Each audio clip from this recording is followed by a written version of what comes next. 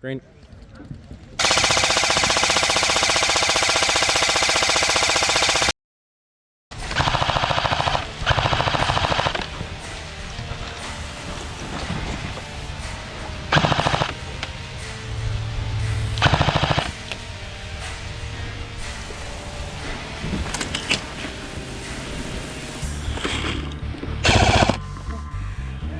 Got him.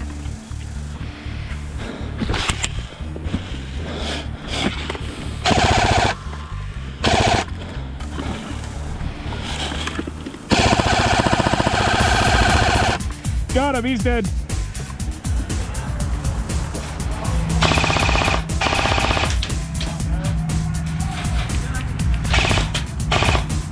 Sorry!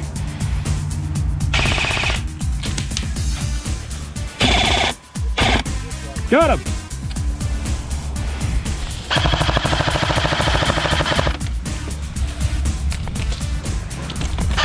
Hit! Good shot!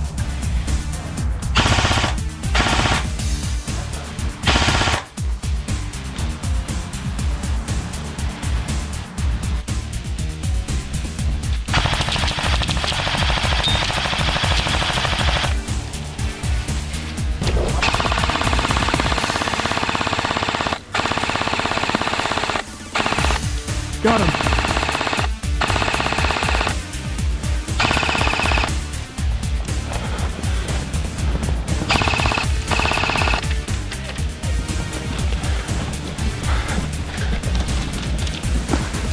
Hey, he's up in that window.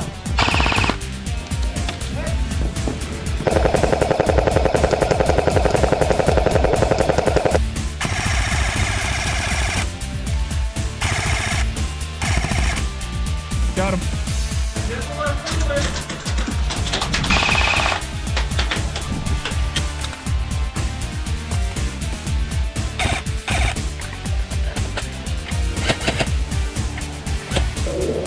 They're moving.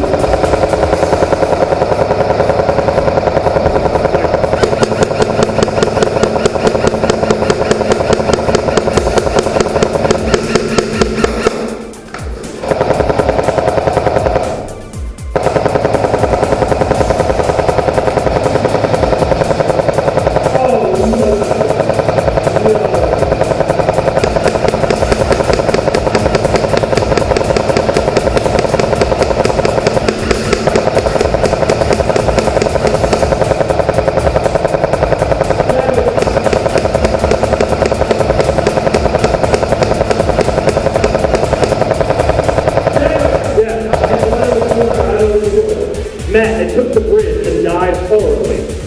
What if they called it the first 10 fucking times? We wouldn't have had to spray them. Yeah.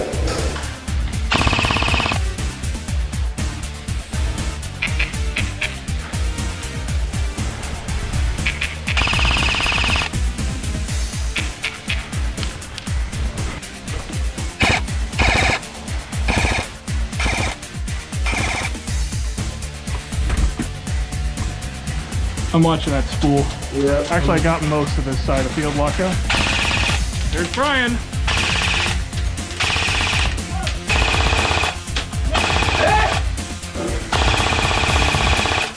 We need a medic over here. Brian's down low. Got another. I'm good, I'm good.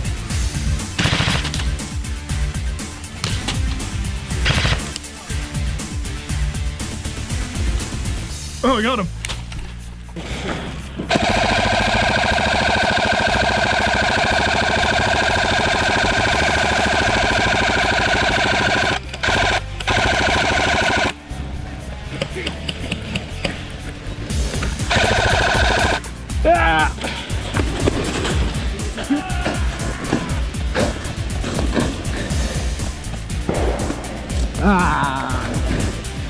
Oh, good try.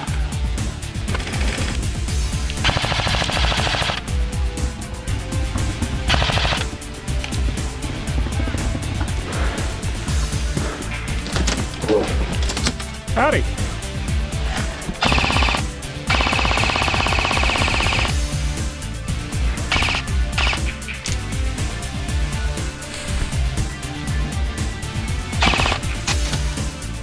Got him. Did you get the point? Oh yeah. I'm Ross. I like long walks on the beach, overwhelming firepower, and playing the fucking objective. Got him.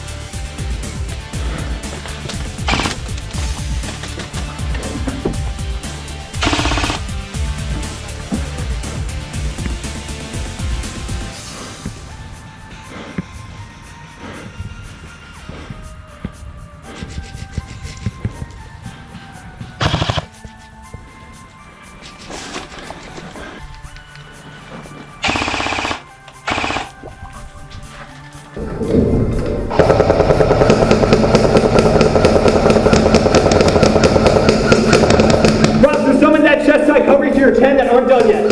Got it. Watch that deck guy. Yeah, he's done. There's another one.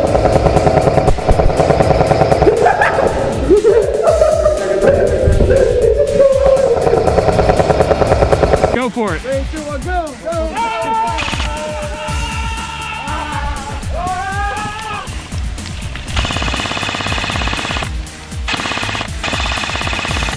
Hit, hit.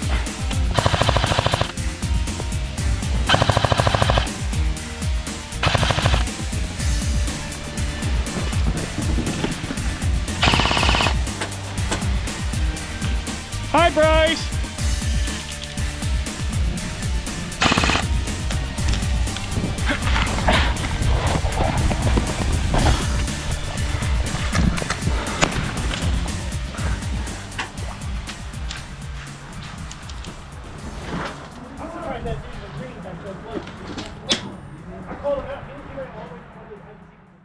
Welcome to Explosive Enterprises, and it's remarkable how the VFC M249 has been so much fun that it's completely killed all my interest in AEG light machine guns. But as more and more events allow higher power limits for medium machine guns, the lack of gas blowback options has us expanding beyond my decade-old A&K PKM and investing in other MMGs as well. I've actually been using A&K's various MMG options since 2011, and have found that while they're thoroughly mediocre out of the box, they have a lot of potential and are the most economical option for an effective MMG build if you can cope with sewing machine noises and complete lack of recoil.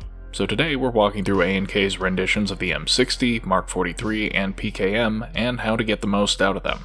To start with, the M60 is a more exotic design than most people realize. Its semi-bullpup layout was based on the German FG42, combined with a feed mechanism derived from the MG42 and a self-regulating gas system that ultimately dates back to the Lewis gun of World War I. Built with space-age composites to save on weight, the M60 was well liked upon its introduction, despite a few design flaws, and would serve as the US military's universal machine gun from its introduction in 1960 all the way through Desert Storm. By the early 1990s, though, the surviving M60s were showing their age. While an M60 E3 modernization package had been available since 1986, purchased in small numbers by the Navy and Marines, the receivers from the original M60 deliveries prioritized lightweight over long life and were reaching the end of their service life. In 1994, the M60 went up against the FN MAG in trials and lost hard. The MAG was heavier and less ergonomic, but had over triple the average rounds fired between stoppages and significantly better long-term durability, and thus it was adopted as the M240. At the same time this evaluation was occurring, Navy Special Warfare Command requested updated replacements for the M60 E3s in inventory, and the resulting M60 E4 was adopted as the Mark 43 machine gun. While the M240 replaced the M60 as the standard US military medium machine gun, the M60's lighter weight and much better ergonomics for shoulder fire made it better suited to the requirements of Special Operations Forces, and subsequent M60 derivatives remain in use for that small niche today. On the other side of the Iron Curtain, the Pulemyot Kalashnikov Modernizirovanny, or Kalashnikov's modernized machine gun, was introduced in 1969 as a minorly improved variant of the PK machine gun first fielded in 1961. The PKM is remarkable as one of the lightest GPMGs in modern service, let alone by 1960 standards, but still achieved exceptional reliability in adverse conditions. It served the Soviet military all the way up until the dissolution of the Soviet Union, and while it was gradually replaced in Russian service by the PKP derivative starting in 2001, the PKM is still in regular use around the world and remains the most numerous medium machine gun ever built. A variety of companies have made Airsoft M60s over the years, but A&K remains the cheapest, and also the only company to produce a PK or PKM. Cheap means compromises, so let's walk through the externals. Since we have 3 guns to go over, I'm just going to focus on the key points. First, this M60 is actually the SP Systems or T8 M60, which is an A&K M60 VN with a number of improvements that... Actually, hang on. There is no M60 VN. They call it a VN because it was prominently used in Vietnam, which is like calling a basic M4 an M4 IQ. That's dumb. It's an M60. Anyways, starting at the muzzle, this is a no-name pop metal M60 style flash hider for my parts bin, as the gun didn't come with the proper muzzle device, and it rides on standard 14mm negative threads. I did, however, have to shim the threading with a couple of O-rings so that the flash hider can tighten without dragging on the bipod, so be aware that that may be necessary depending on the flash hider used, but I don't recall being an issue with the actual A&K one. This bipod is one of the improvements made on the SP model, as it is full steel. The legs deploy by pulling back to unlock, and then swiveling down to lock to the yoke via these lugs. On the base A&K, the yoke is pot metal and is very prone to shearing off the locking lugs under stress, which then allows the bipod legs to flop around. Notice that the legs have enough play to drag on the barrel, scraping off the nice, slightly purple-brown finish and exposing bare zinc aluminum alloy, also known as pot metal. The alloy front sight is secured with 2 pins, but then also a grub screw for tension, and after managing to strip out the stock threading, I retapped for a larger size and filled it with epoxy before tightening in the screw, so that isn't going anywhere now. The gas piston can normally spin as part of a rate of fire adjustment, which we'll cover when we get to internals, but I've disabled that system and immobilized it in place. The rest of the gas tube is concealed by the plastic handguard and steel barrel shroud, which are firmly affixed to the front trunnion and also house the steel front sling swivel. This front trunnion is a chunky block which houses both the barrel latching mechanism and the rear sight, but is missing the markings that would normally be on a real M60. Now the trunnion itself is steel, which we believe to be an improvement on the SP Systems gun, as the basic A&K will be getting to has an alloy trunnion, but it's also possible that A&K updated this on all M60s at some point. If anyone knows for sure, please let us know in the comments. Out of the box, the barrel latch was very tight. While it has worn in a bit with use, it allows very little play in the barrel. The rear sight, on the other hand, is kind of floppy and a bit too easy to adjust laterally, and coupled with the little bit of play in the barrel, it just doesn't hold zero. There is also a carry handle, which is steel, but out of the box was limited to 90 degrees to either side rather than able to fold flush against the handguard as on the original M60. A little bit of Dremel work to the mount solved that. Oh, and I should mention that this glossy finish on all the plastic is a feature of the SP model and accurate to the real thing, while the original A&Ks have a matte finish for the handguard, pistol grip, cheek rest, and buttstock. The trunnion also holds the alloy feed tray cover, which has a plastic cheek rest and a laser-etched serial number, but is otherwise purely cosmetic. And the feed tray is steel.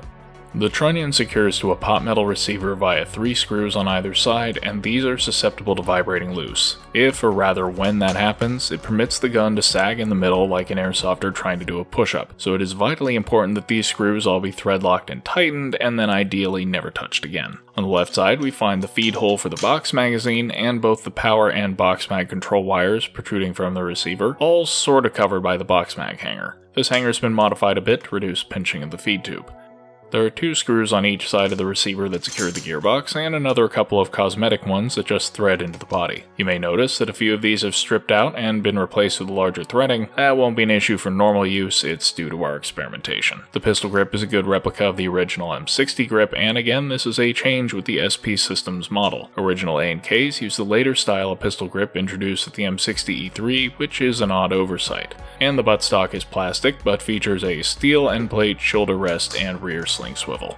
Lastly, the box mag is a replica of the LBT M60 ammo pouch introduced sometime in the 1990s. This is a weird choice for an original model M60, and it has some ergonomic issues we'll get to later. Overall, the SP Systems or T8 M60 is a reasonably accurate and good-looking replica of the original M60, and externally improves on the weak bipod, matte plastic, and incorrect pistol grip of the default A&K, though it does still use the odd LBT style ammo pouch. It feels fairly hefty, even though it's significantly lighter than its real counterpart at about 16.5 pounds or 7.5 kilograms without the box mag, which comes down to the use of alloy for the receiver, barrel, and most of the small details. The finishes are reasonably good and a step above the matte black I remember of old A&Ks, plus the changes made on the SP Systems model are much appreciated, but make no mistake, this gun still gets bullied for its lunch money by Inokatsu or LCT.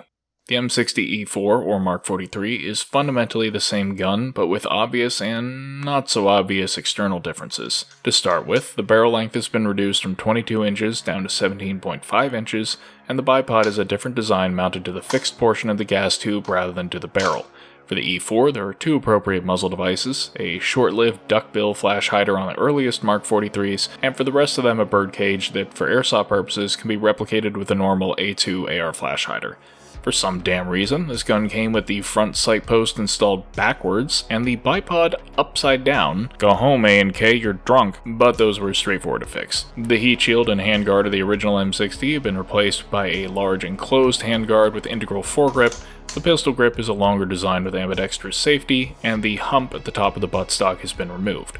The carry handle is on the barrel rather than the front trunnion, so we strongly advise against using it to carry the gun. Speaking of the front trunnion, it's alloy here, not steel as on the SP Systems one. The box mag hanger is a significantly different design, fixed to the receiver rather than the feed tray, and unable to tilt like the original model. And lastly, most of the parts have a glittery gray faux parkerizing finish that really doesn't wow me. Compared to the M60, it clocks in at a lighter 14 pounds, or a little under 6.5 kilograms, but the internal design is the same. Now moving over to the PKM, this is similar in many ways, but also substantially different. Before I get into it, I should point out that while the M60 and Mark 43 are relatively recent acquisitions, this PKM has been kicking for 10 years now and accordingly shows a lot of wear and a lot of alteration. The furniture, for example, is real Polish PKM furniture in lieu of the black plastic on the stock A&K, and other changes have been made that we'll cover as we go. As with the M60, it's an alloy barrel with 14mm negative threading, and again I had to substitute a different muzzle device because I couldn't get an A&K. Note that early PKMs had a longer SVD-like flash hider, but this was replaced at some point with a shorter design that is unique to the PKM. The bipod is steel, but this is a base feature of the PKM and not an upgrade package like the SP Systems M60. Bipod deployment is a little clumsy as the legs are held together by a small latch, and when released they spring open. Compressing them slightly unlocks so they can be rotated either vertical for use or forwards to stow, well, forwards. As you can see, some of the small parts on one leg decided to abscond into the wilderness, so we've subbed in a hardware store solution and would suggest maybe gluing in the original knurled pins.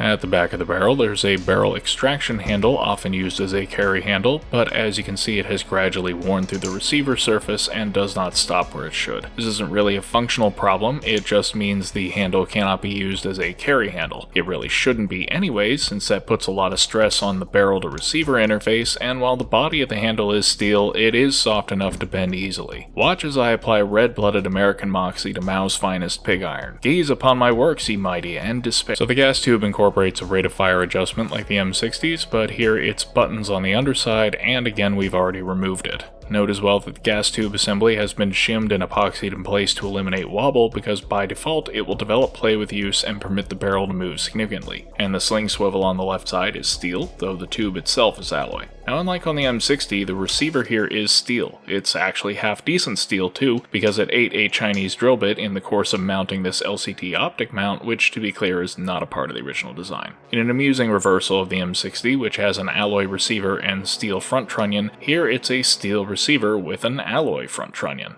It's not that amusing. I'm easily amused. However, rather than 3 tiny, closely clustered screws on either side, it uses 3 big, widely spaced screws, and as long as these are kept tight, they aren't going anywhere. The top cover is steel too, as is the feed pall cover, but otherwise all the small parts are alloy.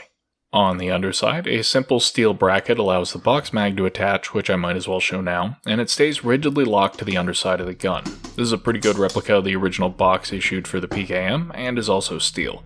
The pistol grip is wider than an AK's, which actually makes it pretty similar to an AEG AK grip, though again this is a real PKM grip rather than the one that comes with it. And then a rear trunnion secures the stock. Again, this is a real stock, and while black plastic as on the default A&K is accurate to post-Soviet PKMs, the flat black doesn't look quite correct to the glass reinforced nylon of the real thing. Regardless, the black satin finish on all the metal parts is accurate to the painted finish used on real PKMs, which does a good job of hiding the mix of alloy and steel. All in all, this is a hair lighter than the M60, and on the whole, I'd say it's about the same external quality. In some ways, it's more solid owing to that steel receiver, better receiver to front trunnion interface, and more secure box mag attachment, but resting the gun on an obstacle hangs all the weight off the barrel and gas tube, and as mentioned, it will develop play over time that will need to be corrected, though if done properly, that's a one-time fix. So acknowledging that externals on all these guns are a mixed bag, let's run through the internals and start with disassembly. First up, the M60s release their barrels just like the real thing, easy enough. The PKM is a little different. This locking block has a screw that needs to be aligned to release it, and then it slides out fully rather than being held captive in the receiver. Regardless, the M60s and PKM all use the exact same hop setup, spring-loaded against the outer barrels and held in by screws. However, we have 3 different styles of hop unit to look at. If you're at all familiar with the A&K MGs, you probably remember the god-awful hop unit the old ones come with, which uses a vertical nub for some reason and doesn't work very well. A&K has changed that design, and newer guns, including the SP systems, come with a TDC style setup that uses a contoured plastic nub and a flat hop style bucking. This is a huge improvement, and replacing the hop unit is not strictly necessary anymore, though we do see better performance with the quad bucking. Still, the go-to aftermarket unit is the Bull Gear, which allows the use of a normal rubber nub, and I find this works just a little bit better. As for the inner barrels, the Mark 43 is limited to about 475mm, while the M60 and PKM can go as long as you like, but there's no reason to go beyond 509. The stock barrels are all unremarkable brass, and while replacement isn't strictly necessary, there's no harm in doing so, with one exception. The outer barrel on this Mark 43 can only accept a barrel of up to 8.5mm outer diameter, which is actually too narrow for the PDI and ZCI barrels we tried. In fact, the PDI made it just far enough to get so stuck that it was necessary to tightly clamp the barrel group in a vise to extract it, and damage resulted. And also the PDI is kaput. Regardless, here's an example of what this setup can do. With the Bull Gear hop unit and quad bucking, at 2 joules I had no problems putting event-issued Elite Force 28s with just a slight overhop through windows 230 feet or 70 meters away. Now maybe that doesn't sound all that impressive if you're used to reading stuff like, shoots lasers 300 feet flat, on God, for real, and to be fair, if given the choice, we would use significantly heavier BBs for this power level, which would extend the range further. Nonetheless, 230 actual, measured feet, not airsoft feet, was far enough that nobody on the other side was able to effectively return fire. And that's right, I pinned an entire squad with nothing but my M60, a good field of fire, determination, and an adjacent heavy machine gun slinging .4s at 2.8 joules. We'll be doing a separate video on that one. Moving on, the rate of fire adjustment system is a pet peeve of mine. Even at the maximum setting, the extra resistance created by the long wires, Tamiya connectors, fuse, and the controller itself all create a substantial reduction in fire rate, uselessly converting battery power to heat. The guns all come with a bypass plug to skip the controller, and for some reason the Mark 43 didn't come with a rate of fire adjuster at all, just the bypass installed and a second bypass in the box? What the fuck? Regardless, even with the bypass, the excess wire, fuse, and poor connectors still remain. That's bad cable management. Pull them out. Ideally, you want to cut and resolder the 2 outside wires as short as possible, which is best done by separating the 2 receiver halves. Now the gearboxes. On the M60s, these come out by removing 4 small screws on the receiver, then slide back and up, while on the PKM, it's just 2 larger screws on the right side. Ignore the wiring on the PKM for now. Out of the box, these gearboxes are virtually identical, with the main difference being that the M60 has a protrusion at the front and consequently requires a longer nozzle. Either way, the spring is quick release, and then it's just a bunch of screws. So the stock A&K gearbox parts on new guns are actually a lot better than they used to be, but it's still a mixed bag. The piston has a full metal rack with first tooth removed, and seals very well on the cylinder, but the nozzle has no internal O-ring. The gears are now steel, a standard 18:1 ratio, but poorly shimmed, and the motor is unremarkable and fairly slow. However, all of these parts are standard V2 or V3 compatible, except for the nozzle, which is a bit over 34mm long. The PKM actually uses a standard 21.4mm AR nozzle, so it is in fact fully compatible with off-the-shelf parts. On the M60, A&K Masada nozzles will also fit, and there are a couple of companies that make better ones. We suggest getting an LCT if you can, just note that it's a tiny bit shorter than the A&K, so you'll just need to make sure the bucking protrudes far enough to seal well on it. The SP Systems M60 came with a metal nozzle with internal O-ring, as well as SHS 16-1 steel gears, and this is a pretty good model to emulate for getting a basic A&K up to spec. It still had a mediocre motor, so I replaced it with a short-type T238 brushless. Combined with the 16-1 gears and good compression, a SHS M120 outputs about 2.05 joules at about 16 rounds per second with a 7.4 volt brick LiPo. Not bad at all. Just note that on the M60 gearbox, a bit of material may need to be removed from the left side to accommodate the longer body of the brushless motor, while on the PKM it will drop right in without modification. Okay, Time for a hot take. These trigger micro switches are infamous for failing in various ways on A&K guns, but this is an off-the-shelf commercial replacement that we'll provide details for in the description, and I have yet to see one of these fail. So while the usual advice is to always use a MOSFET to protect the trigger contacts, here I really think it's overkill. This switch is rated for 9 times the wattage I'm putting through it, and the fact that the gun is full auto only means the number of trigger cycles is low compared to the actual round count. So if the original does eventually stick or stop working, well, this replacement cost me $2 and could be swapped in about 5 minutes on the field without even opening up the gearbox. I don't bother with MOSFETs on these guns, but it's your call. Now this all probably sounds like a lot of fuss, and I'm getting way ahead of myself talking about aftermarket parts and gutting the gearbox, but if you couldn't tell already, this is a very easy gearbox to work on. A lot of people jump straight to HPA for these guns, but I actually prefer them as AAGs. Sure, it isn't as easy to adjust the power, but for long events I can carry extra batteries much more easily than extra air tanks, and keeping the gun self-contained means I can set it down without having to disconnect a line, plus a teammate can easily take over the gun if, or really when, the gunner gets whacked. It all comes down to personal preference, but building a reliable gearbox is not nearly as expensive or as difficult as it used to be, and I think it's a valid option to keep it electric. As for the wiring, having already terminated the rate of fire control with extreme prejudice, it's sufficient to just rewire to your choice of battery connector and call it a day. But after breaking some of the small box mag control wires on the PKM, I ended up gutting it and replacing it with a DIY parallel circuit. We wouldn't recommend rewiring the gun unnecessarily, but the point is, if the wiring really craps out or breaks inconveniently, you just roll your own. Despite the very different appearances of the box mags, these are fundamentally the same internally. Both have a big reservoir with a spring-loaded cover, and both have ample space for a brick LiPo. They're wired in parallel with the motor as mentioned, so once plugged in and set to continuum mode, they run whenever the gearbox runs.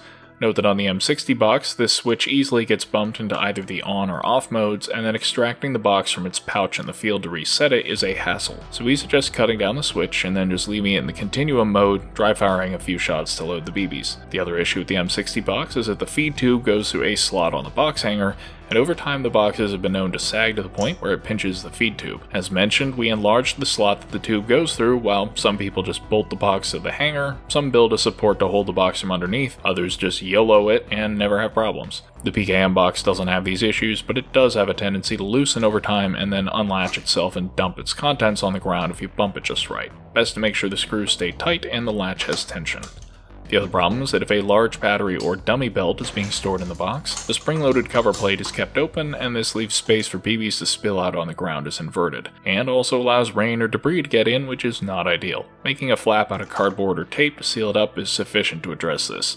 I should mention that while I have personally never had problems, these boxes are infamously unreliable. If something breaks that isn't feasible to replace, the solution we've seen most consistently recommended is a box mag insert from Bull Gear, but we have no direct experience there and cannot comment. Well, there's no point discussing shooting experience with AAGs, so let's dive into controls and handling. First, the differences in handling are stark and readily apparent. While all three are fairly similar in weight, the M60 is the most front-heavy of the three, with that bipod hanging off the end. At the same time, the fact that it has a handguard to grip and a short length of pull makes it surprisingly manageable, though most of the weight will end up being borne by the supporting hand. I find the original M60 pistol grip borders on being uncomfortably small for my hands, but I also wear size XL gloves, so your experience may vary. The bipod being all the way out on the end of the barrel makes it a bit annoying to deploy and retract, but this being Airsoft, I find most of my shooting is done resting on cover, and the handguard works great for that. The only other relevant control is the safety, which on the M60 flips up to fire, so when set to safe it's very obvious because it gets in the way of the hand. On the PKM, the safety has a 180-degree throw and is up above the pistol grip, so it's not as easy to engage or disengage on the fly. Continuing with the PKM, if you have gorilla arms like me, you can use the PKM bipod as a foregrip, but for most people that's not comfortable, and reaching around the box to grab the gas tube is awkward. In stock configuration, it's often easier to support the box mag from the underside, and like the M60, this is a gun you'll probably be shooting supported or from kneeling more than standing due to the weight and ergonomics.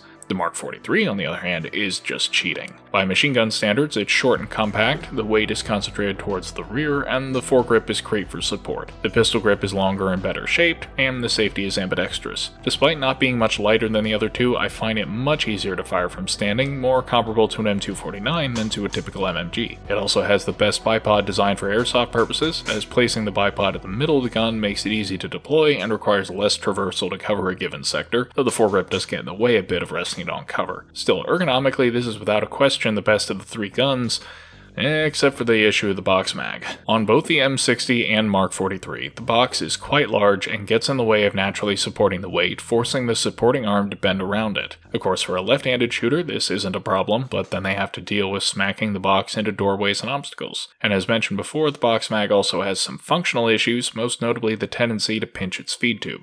So let's look at the options. The A&K box mag will drop right into a USGI M60 bandolier and cardboard box, or facsimile thereof like this, and this is noticeably smaller and less obtrusive than the A&K replica of the LBT pouch, plus it's historically appropriate for the original M60. The problem is, while this will fit on the Mark 43 just fine, it won't fit on the M60 box mag hanger. A&K got the design wrong for whatever reason, so the connecting struts are too high and get in the way of the strap, but a real hanger or an LCT will fit with no modification. Loosening a grub screw on the feed tray assembly allows the crosspin to come out, and then the new hanger drops in. You can see we cut a slot in the hanger strap for the feed tube, and to be honest, I'm not sure this was necessary. The reduced support did lead to the same pinching issue I was trying to avoid, and we ended up going the route of bolting the box to the hanger for an event. Note also that the bandolier bag leaves less space for a battery, so it may be necessary to either use a smaller LiPo or put the battery up on top of the gearbox. But there is another, more radical solution.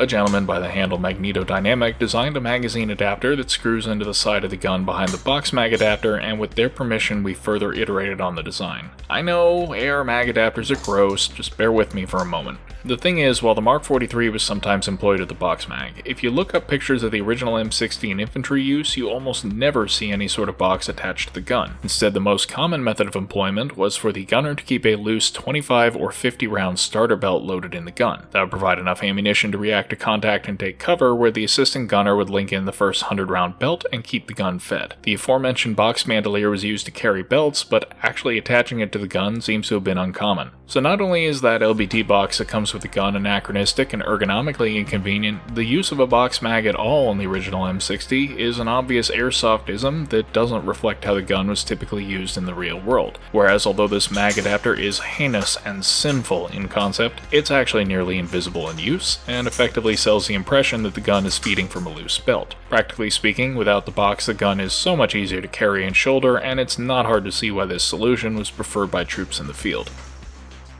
In any case, using mid-caps also completely sidesteps the problems with the A&K box mag, and these short mag mid-caps hold 130 ppb. Swapping them out is pretty easy, as our redesign includes provision for an ejector spring to help get them out of the magwell, a recessed mag release so it doesn't trigger accidentally, and a gutter for any loose BBs to drop out the bottom. We're putting the files up for free, and the system requires no permanent modification to the gun, so if you want to give it a try, check out our Thingiverse in the description. Again, big thanks to Magnetodynamic for the initial design, and for graciously giving us permission to share a revised version. For the later M60s and Mark 43, there's one more option. Long story short, I got my hands on a Capco Assault Box, which is a relatively unknown M60 accessory sold on the commercial market in the 80s and 90s, and which shows up in SEAL use and action movies every now and then. After some hesitation, I put a hole through it. I then dropped in a chopped down A&K box, and the result is a much more compact ammo feeding solution that is historically appropriate to the Mark 43. It's significantly smaller in all three dimensions than the default box, and we find makes it possible to shoulder without any contortions at all. These Capco boxes are pretty hard to find, so we are currently working on modeling it in CAD to allow 3D printing and dimensionally accurate copies suitable for inserting your choice of internals. Just a quick addendum, we actually got it done and the files are on Thingiverse, so check out the link in the description if this is something you're interested in. Now for the PKM box, you don't need to mess with this, it's fine. It gets in the way a little when shouldering, but not nearly to the same degree, and you can always support the gun by the box if needed. Or you could try tacticooling it up, just a little bit, just to see how it feels. My favorite minimally intrusive solution is this Airsoft Artisan RK8, which screws into the pintle mount and provides a foregrip and some small side rails. This makes a PKM actually surprisingly comfortable to shoulder, still a little awkward getting around the box, but very doable. The only downside is that the bipod can't lock closed to the rear, so it has to be either left unlocked, left deployed, or folded forwards. Not the end of the world, and otherwise this is a solid ergonomic upgrade. If you want optics on a PKM, there are a couple of options. First, there are dust cover optics mounts available as aftermarket, but these are tall and bulky. My first solution was to remove the rear sight, drill another hole in the top cover, and simply bolt a rail to it. After using that for a while, I wanted compatibility with Russian side mount optics, so I installed an LCT side mount intended for the PKP. This secures with a couple of screws, and it's basically just an AK side mount with a hinge that swivels it out of the way to clear the top cover. And just to round out PKM Aftermarket, I mentioned the stock black plastic furniture isn't very impressive. Real furniture will fit with minimal modification, but there is a wood furniture kit available for the A&K. The thing is, no PKM was ever issued with a wood pistol grip or wood carry handle panels, so this is a bizarre choice. Over to the M60 and Mark 43, mounting optics is a bit tedious, but straightforward. We drilled 2 holes in the top cover, slightly ovaling the rear one to provide some scope for adjustment. Then we made 2 spacers out of stacks of washers that were filled with epoxy, sanded and painted. Bolts go through the rails and the spacers into the top cover, then secured to hex nuts on the underside, which were fixed in place with epoxy to make installation and removal of the rail easier. Is this a modification that would work on a real M60? Absolutely not. Do I care? Also no.